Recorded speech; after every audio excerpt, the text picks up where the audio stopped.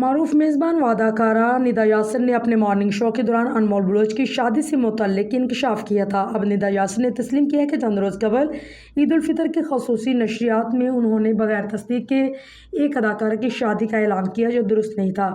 ندا یاسر نے براہ راست پروگرام میں اداکارہ کا نام لیے بغیر ان سے معذرت کرتے ہوئے کہا کہ انہیں ایسا بیان دینے سے پہلے معلومات کی تصدیق کر لینی چاہیے تھی۔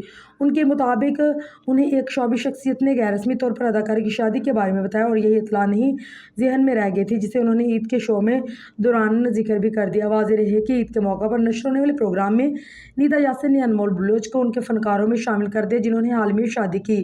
اس شو میں گلوکار فلک شبیر اور اداکارہ سارہ خان نے بھی مختلف شوبز جوڑوں کو شادی کی مبارکباد دی جس دوران انمول بلوچ کا بھی نام لیا گیا۔